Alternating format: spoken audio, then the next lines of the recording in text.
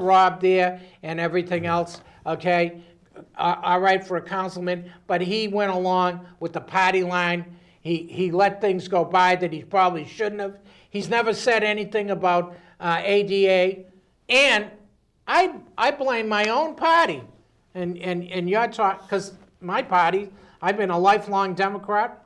I'm a Boston Democrat, which means you're somewhat independent, very different than down here.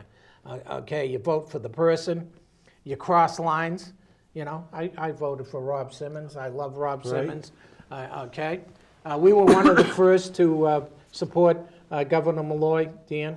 Okay, here when none of you folks in this town supported him, except for Mr. Sadai from the Demo. None of you. First time around he come out. Okay, I'll be the first one to say my own party. Okay, so I got problems with my own party that did nothing. They did nothing about ADA. 20 years. Title III, which, okay, again, you can go into February 9th, you have an article that states, not one classroom at the New London High School meets the requirements of the American Disabilities Act. Not one.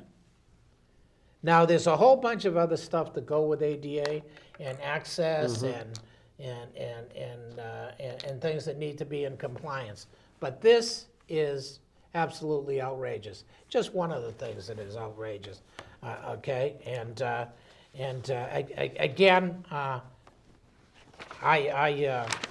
hope Mr. Perot doesn't lose his job, because I'll be one of the ones out there with several other people working to make sure he doesn't get the mayor's bid, I would hope, because it is really a shame. He's not qualified for it.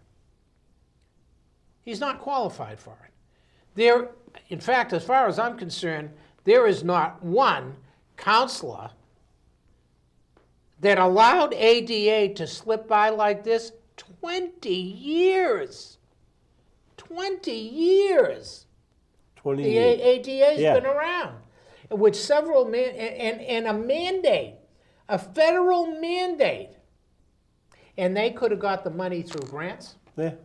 Don't say you couldn't get the money. There were many times over the 20 years that money could have come in for schools, for access, building Ramps access, ramps, everything. Your folks did nothing about it in your town. And go look at the wall.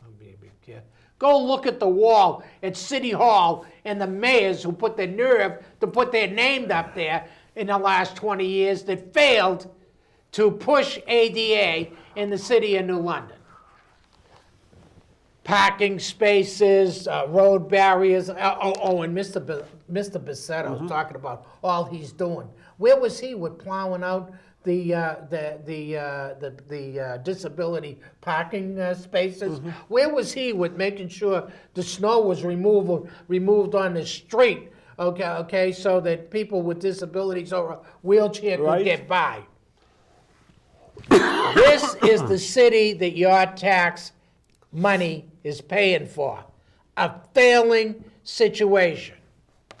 And if you want to set your vote for Mr. Perot, good luck, because he isn't going to get mine. Not mine Unless he's running for councilman. But that's going to be a problem. I don't know. I don't know. Can you run for mayor and councilman at the same time? I don't think so. I hope not. I really hope not, because they ought to think about what they're doing. Okay, they ought to take a look at what they're going to run against. And in the Democratic Party,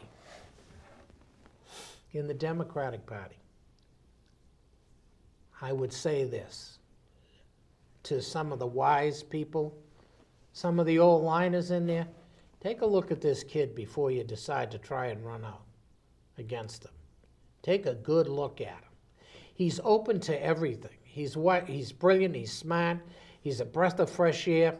He can deal with the elite of the community, with his academic intelligence and everything else. However, he can deal with the common folks. He's a fighter. He's a fighter. He's a gym fighter. And everything else. He can communicate. He can communicate with street people. That is an unusual situation that we have in this candidate. And I'm saying we have, and now I'm speaking as a registered Democrat, as a lifelong Democrat. We have the opportunity here in New London. Every good Democrat has the opportunity to support this young man, because this young man's going someplace. This young man's intelligent, and again, he's got the ability to cross the barriers that we need. We need somebody who's inclusive. We need someone who's going to get out there and talk about why in 10 years, how many years, the fire department has a diversity problem. We need someone who's going to get out there and say, this stuff is no good. This is Black History Month. I didn't see no black firemen. I'm from Boston. Boston has black police officers, Right. black firemen, you know what I Yeah. mean? Puerto Rico, you know what I mean? Okay, I love this city because in the coffee shop you get a mixture of all kinds of folks and everything else. In the homeless shelter, You get a mixture. you get a too. mixture of all kinds of folks. You know, and You do. and with poor people, they're all colors, all religious backgrounds, all different things. It's the one thing that I'm very happy that I work in an area that I do, because poverty cuts across all racial, ethnic lines. Very different than sitting up on your beach property on the other side and maybe calling me up and telling me about people who have been fortunate enough to live on the higher end of the economy. Now, I'm well aware of that economy, and obviously I can talk that because I have some folks who sit on that level too, and got a lot of the shekels and are very wealthy. And you know, I was fortunate to be brought up middle class or upper middle class, and but because of where you are and where you've been, doesn't mean that you should not have compassion for those that have not, or that you should be void of compassion for those who are disabled and have inability to access and stuff like that. So, you know, I see when I'm looking at and I'm looking at this young man good, and I'm looking at all of this very, very heavy, that I want to see openness. I want to see inclusion.